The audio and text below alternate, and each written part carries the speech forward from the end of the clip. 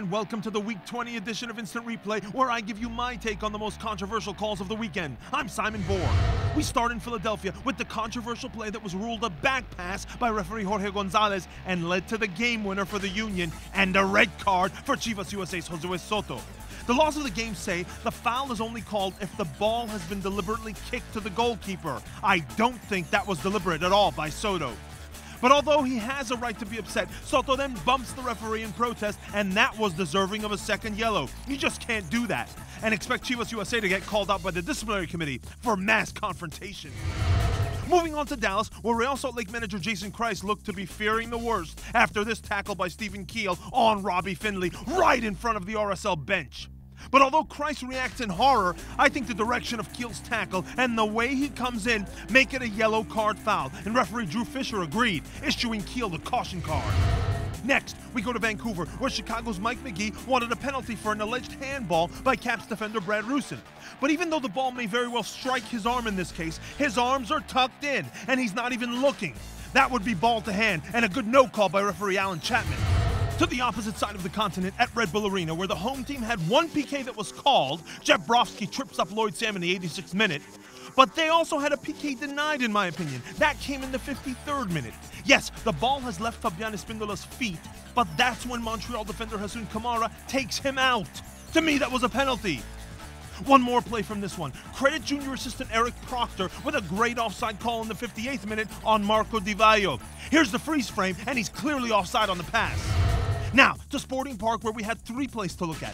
We start with the yellow card to Toronto forward Jeremy Brockie, which I thought should have been a red. Look at how he comes in from behind on Oriol Rosell.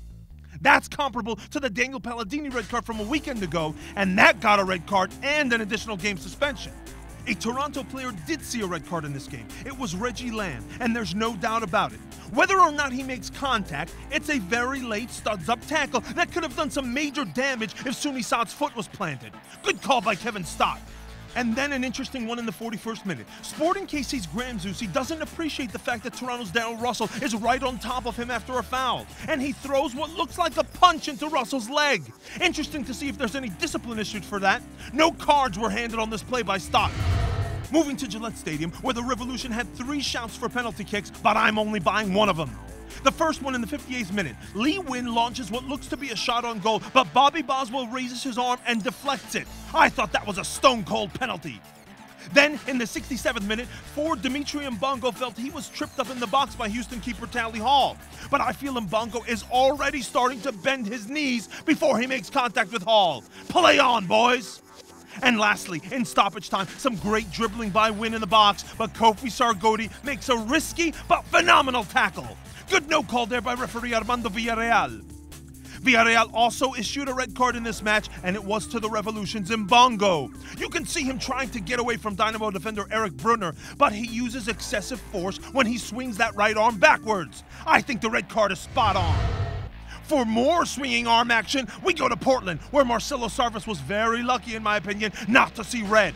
Sarvas whips his arm back, just like Imbongo did, and in this case, he makes full contact, shoving Diego Chara in the face. Referee Baldomero Toledo opted for the double yellow to both players.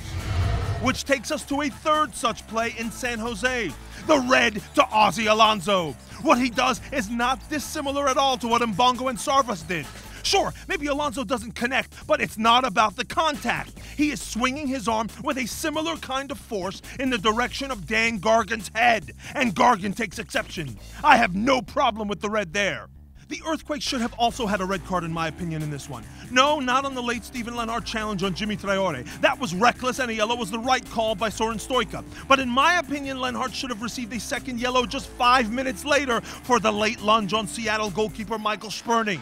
But referee Soren Stoica did not show a card, and later in the game, I thought there was a makeup yellow against Alan Gordon for his challenge on Sounders backup keeper Andrew Weber. That one was not worthy of a yellow to me. So yes, Lenhart stayed on the field, and in the second half I thought he was the victim of a penalty kick foul. Look at how Leon Gonzalez just charges him from behind as he's about to go up and head this ball. That's a PK to me.